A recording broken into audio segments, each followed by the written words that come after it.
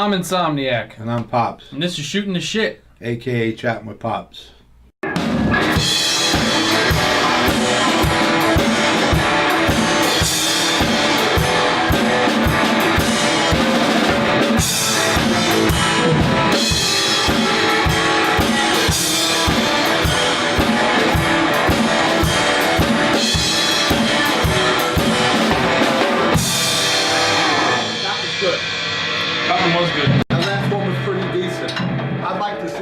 Alright, welcome to episode 18. 18, yeah, 18. 18 of Shooting the Shit. This is a patron exclusive episode, and today we picked a couple of topics. One of those is a kind of thought-provoking topic that I'd actually like to hear all of your answers to. And the other one is more of a personal topic. They're both from the same person, Matt Gunia.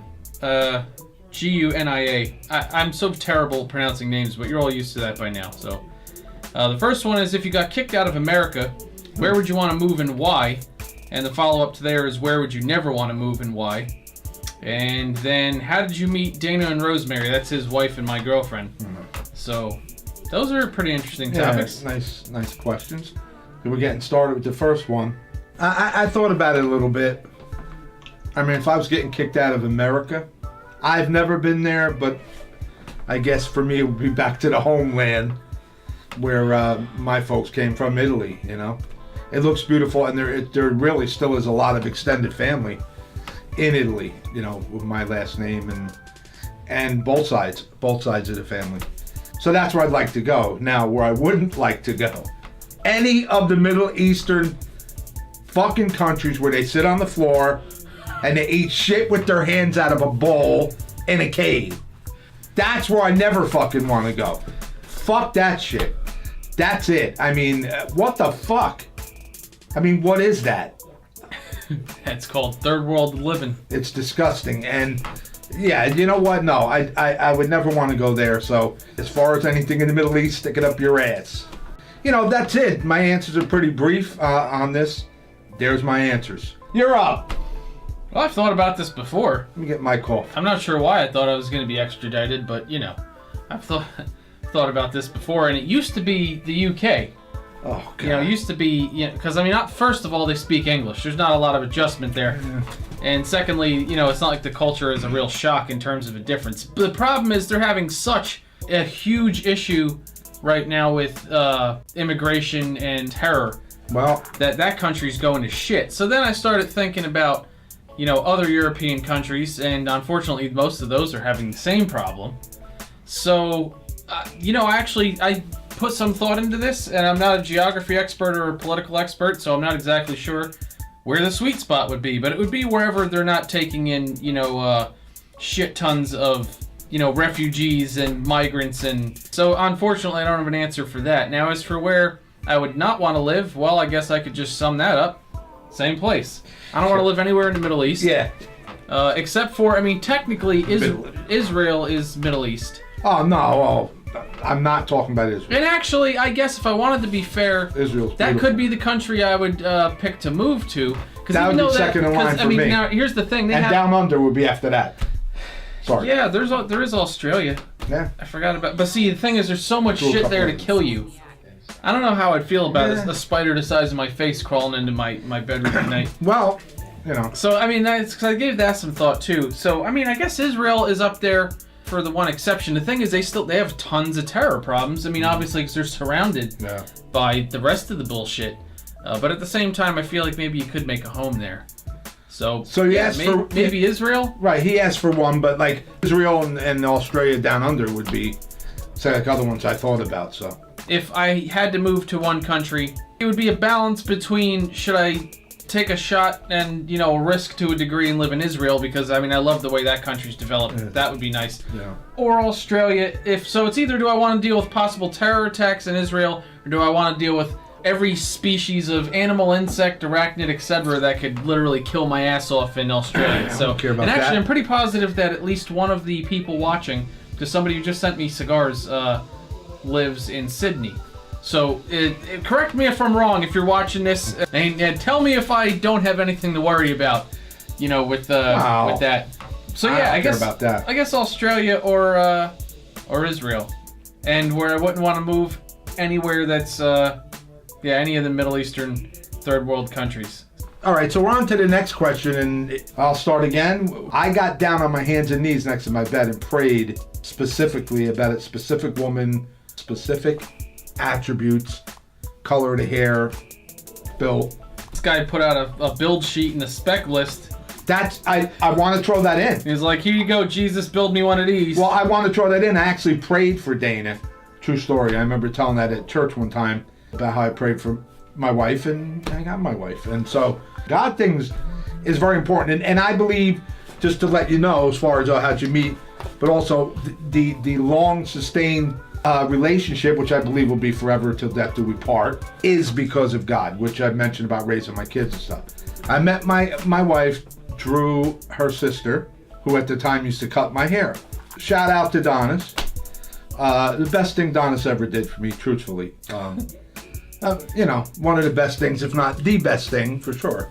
She introduced me to her sister. That's a long story. I don't know if we want to get into the stories of this. Well, yeah, you asked how we met. She was cutting my hair and my mom's hair, and at my house. She was at my house where I lived before I ever knew Dana existed. She's a little bit older than me. I guess 3 or 4 years. I don't know, something like that. And I walked her out to the car, and she was done cutting the hair, and we were talking. And I kind of asked Donis out.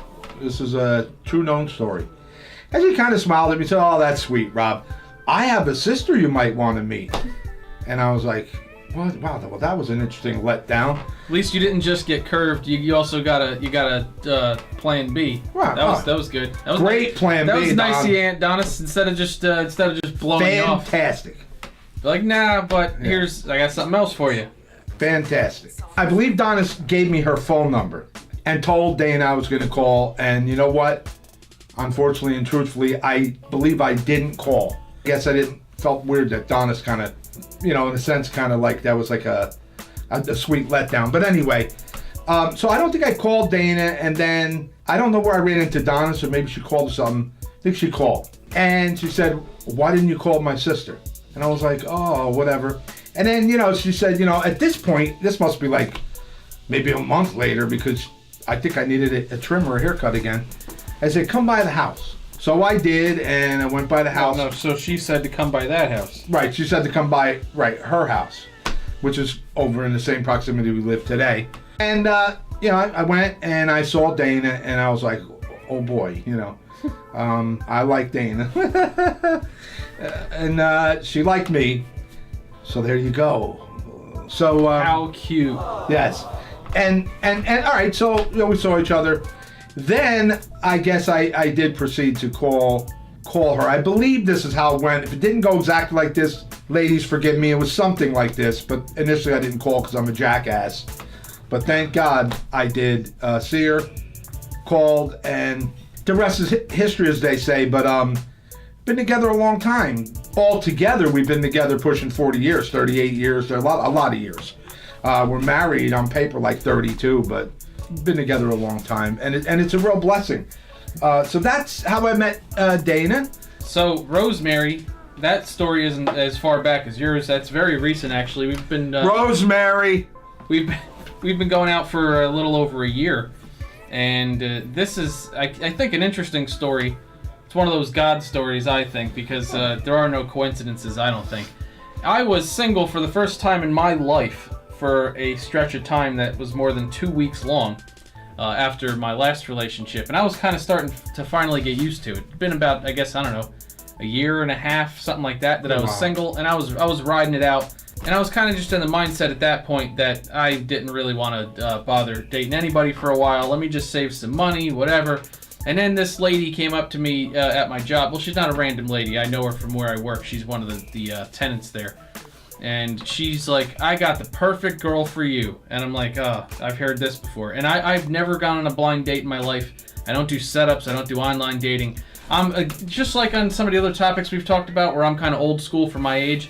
I like to meet people in person. If I meet you in person, we click, then I take it from there. So I was kind of like, "Oh yeah, great, perfect girl for me. I don't do setups." I didn't say that to her though. I was just like, "Oh yeah." And then she showed me a picture of her, and I was like, "Oh," it's like, she's cute. That's nice. So she was like, yeah, she was like, she gave me her number. I believe. I think she gave me Rosemary's number. Before I ever even spoke to her, she gave me her cell phone number. But I didn't go ahead and call her. And I said, well, tell her to send me a message on Facebook or something like that. And I actually don't remember. I think I sent her a friend request. She accepted it, but she never said anything.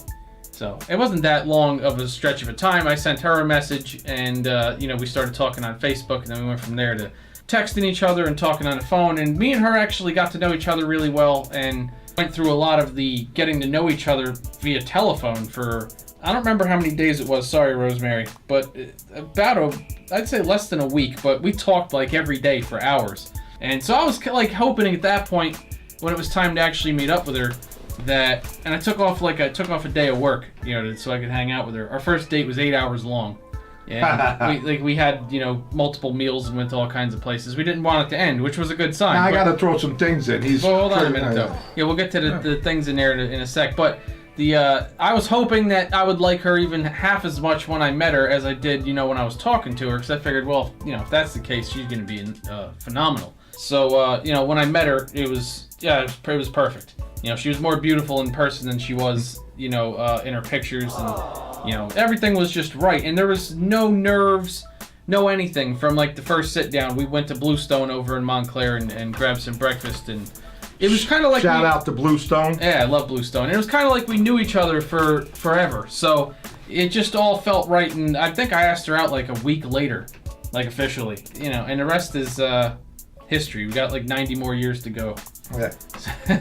So she met my parents on the first date, which was kind of a mistake. Well, because you don't introduce somebody to your parents, but see, they were all out taking a walk in the same town that we were in anyway. Yeah. So I was like, hey, you guys want to meet Rosemary? And then I told Rosemary on the way to meet them, oh yeah, we're gonna go see my parents real quick, which I didn't realize until like the next day. It was, that was kind of nerve-wracking for her. Looking back, I could see why. Oh, it was very nice. I don't think about some things before I do them. It was very nice though. Yeah. On the date thing, I just want to throw that in.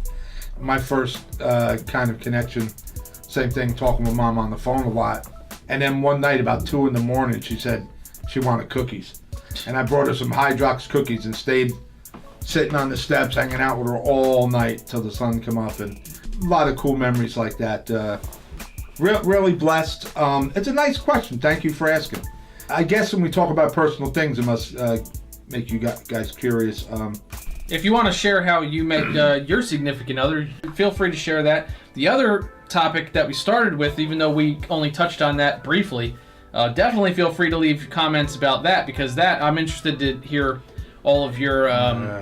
Also, because obviously, like I was saying too, a lot of the people watching this don't live in the United States, so put it in context to where you live. Let us know where you live, and if you had to be kicked out of your country, where would you go and why, and where would you not want to go and why? And I'm interested to actually hear some other perspectives on that. Anyway, so yeah, this was good. This was episode 18. If you're watching this was shared with you, whatever, and you're not one of the patrons, because there are a few people who get to see these, that aren't patrons, hit the link down there and check out the patron page and throw a buck at it. You guys got $1. Let's go. Even if you don't like me, a lot of people don't like me. You gotta like Pops. Everybody seems to love Pops. What? Put $1 down there. Yeah, sorry we haven't gone fucking nuts. Yeah, dude. But it ain't always about going nuts. I said, why don't you start a thing called Chatting with Pops? It was kind of a half a joke when he asked for a suggestion for a different show, but it was half a joke because I'm thinking, we could sit around and talk about things, topics. There's a lot of shit I could still go ape shit about for the rest of my life. So I know you just get a kick out of that. A lot of shit in there. Oh, there's, lots of shit. A lot of shit you can go ape shit for some shit. What are we doing here? Now you put... Did this episode end or what? Yeah, I think it's over. All right. Thanks, Matt. See you at episode 19. Roll the Insomniac. Ugh.